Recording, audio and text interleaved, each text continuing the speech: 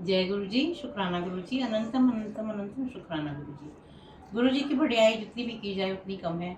हम हैं, इंसान हैं, हमारे पे परेशानियाँ आती हैं और हम परेशान बहुत जल्दी हो, ये काम नहीं हुआ, हमारा वो काम नहीं हुआ।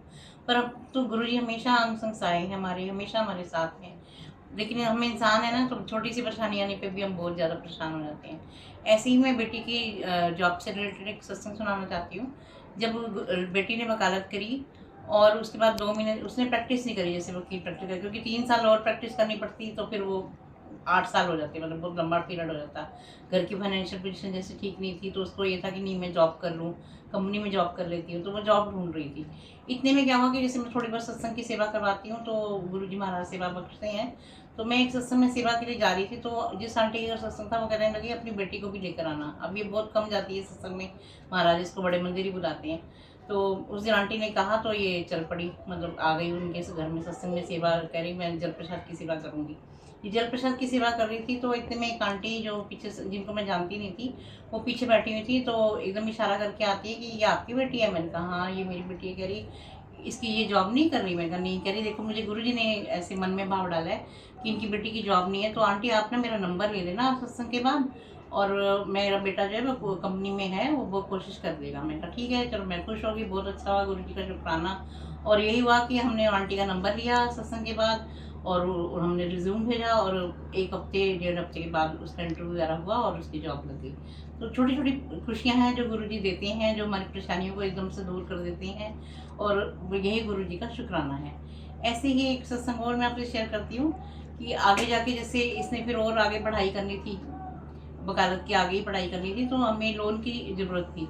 तो हमने गुरु जी से बार बार कहते गुरु जी छोटा सा लोन करा दो, लोन करा दो। लोन हो नहीं रहा था। बिना जब हम जाते बैंक में तो कहता कि भाई ये डॉक्यूमेंट चाहिए, कभी गारंटर चाहिए, कभी ये चाहिए, हो नहीं रहा था। जबकि पेंशन रोल अवेलेबल है, मतलब मिलना चाहिए, पर नहीं हो रहा था किसी किसी वजह से। कभी ये कागज नहीं है, कभी गारंटर लेकर आओ, कभी ये लेकर आओ, ये डॉक्यूमेंट करो। तो हम बड़े परेशान थे। और देखो गुरु जी ने क्या किया, एक दिन मेरे यहाँ गॉल ब्लैडर में पथरी है और मल्टीपल पड़ती है, मेरे को बहुत तेज़ रात से दर्द होने लग गई। अब आप आजकल क्या नियम है कि आजकल हॉस्पिटल आप सीधे एडमिट नहीं हो सकते, पहले डॉक्टर को दिखाना पड़ता है। तो मैंने कोई दवाई नहीं खाई रात भर। मैंने कहा सुबह होगा, लोधी रोड में मेरा वो ECHS कार्ड है, तो वहाँ जाएंगे, डॉक्टर से बात करेंगे कि भाई ये देखो पथरी का दर्द हो रहा है, फिर वो एडमिट करेंगे या जैसे भी करेंगे। अब हम लोधी रोड पहुँचे। लोधी रोड पहुँच के जब जैसे ही हम एंटर करने लगे, तो उन्होंने जो कार्ड, सबसे पहले वहाँ कार्ड चेक होता है, क्योंकि वहाँ तो बहुत ज़्यादा स्ट्रिक्टनेस है। तो उन्होंने बोला आपका तो कार्ड ही वो हो गया, मतलब वो इसकी डेट एक्सपायर होगी, आपको तो पहले रिन्यू कराना पड़ेगा, आप तो उसके बिना हॉस्पिटल के अंदर भी नहीं जा सकते। अब हम क्या करें, हमने उनसे बात करी। तो ऑफिस डिपार्टमेंट अलग बना हुआ है, उन्होंने बोला कि ऑफिस डिपार्टमेंट में जाओ और उनसे बात करो। हम ऑफिस डिपार्टमेंट में गए, वही थोड़ी सी दूर उसी बिल्डिंग के अंदर ही है। तो उसमें गए तो उन्होंने बोला कि अपना कार्ड वगैरह दिखाओ। तो उन्होंने बोला अच्छा आपका तो एक्सपायर हो गया, अब ये डॉक्यूमेंट है, ये लेकर कल आना। अब हमने कहा हम क्या करें, अब तो हमें तो दर्द बहुत है, अब अगर उसका तो कोई इलाज नहीं, आप बाहर से डॉक्टर से दवाई ले लो, और अभी आप ये कल ले आओगे तो मैं आपका एक पर्ची बना के दे दूंगा कि आपका इलाज हो जाएगा। मैंने कहा ठीक है। हम घर गए, हमने सारे दवाई कहीं और से ली और डॉक्यूमेंट वगैरह सब इकट्ठे किए। फिर अगले दिन गए। अब कोई ना कोई, कभी कोई कमी, कभी कोई कमी करते करते ऐसे 6 दिन 5 दिन 6 दिन हो गए। उस बंदे से, मतलब जो डॉक्टर ही था, वो इकट्ठे डॉक्टर ही होते हैं, उनके जो क्लर्क होते हैं, तो उनसे बात करते करते, ऐसे बात करते करते उसने पूछा कि और आपकी बेटियाँ क्या कर रही है। मैंने कहा उसने वकालत करी है, लेकिन आगे वो कुछ काम और सोच रही है, मतलब पढ़ना और सोच रही है, लेकिन हमें ना लोन नहीं मिल रहा, हमें पैसे। कह रहे क्या बात कर रहे हो, आपको तो पेंशन लोन बहुत जल्दी मिलने आना चाहिए। और मैंने कहा नहीं सर हमें नहीं मिल रहा। कभी वो कहते हैं गारंटर लाओ, कभी कुछ कहो, हमें वापस भेज देते हैं बैंक वाले। कह रहे हैं अच्छा चलो बाहर आओ। वो अपने ऑफिस से बाहर ग्राउंड में लेकर गया और उसने एक फ़ोन मिलाया। फ़ोन हमें नहीं पता था किसको मिलाया। उसने पूछा आपका बैंक कौन सा, हमने कहा ये हमारा बैंक है।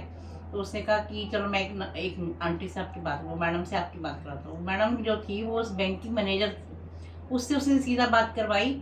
और उसने बोला आपको इनका नाम बस मुझे बता दो और इनको उस बैंक में कल भेज देना। और मैं और मेरी उस, अब हम दर्द धीरे धीरे भूल के, दर्द कहाँ आ गई हमें नहीं पता, हमने जो दवाई दी उससे ही हमें आराम आ गया।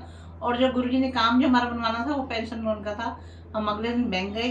बैंक में हमारे से पहले ही डॉक्यूमेंट तैयार थे, मैनेजर तैयार थी, सारे कागज तैयार थे। एक सिर्फ फोटो में गोंद लगानी थी और उन्होंने हमारे साइन कराने थे। हमारा लोन 10 से 15 मिनट में अप्रूवल हो गया। 10 मिनट के लिए एक थोड़ी सी अड़चन आई। एक हमारा फ्रिज का लोन चल रहा था, उन्होंने 2 मिनट के लिए जैसे किसी क्लर्क को बुलाया कि इनका फ्रिज का लोन है। उनका कुछ नहीं होता, फ्रिज के लोन से कुछ नहीं होता, आप इनका लोन पास करो। 10 मिनट के लिए रुकावट आई। फिर मैंने गुरु जी से कहा गुरु जी रुकावट आ रही है, देख लो, अब आपने ही भेजा है हमें लोन के लिए। तो 10 मिनट के बाद उसने कहा, क्लर्क ने बोला नहीं नहीं फ्रिज के लोन को नहीं माना जाता है, आप इनका लोन अप्रूवल कर दीजिए। और हमें 10 से 15 मिनट में बिना किस ग्रंटर के, बिना किसी चीज़ के लोन जो है वो, पेंशन लोन जो है वो मिल गया। जय गुरु जी, शुक्राना गुरु जी, अनंतम अनंतम शुक्राना गुरु जी।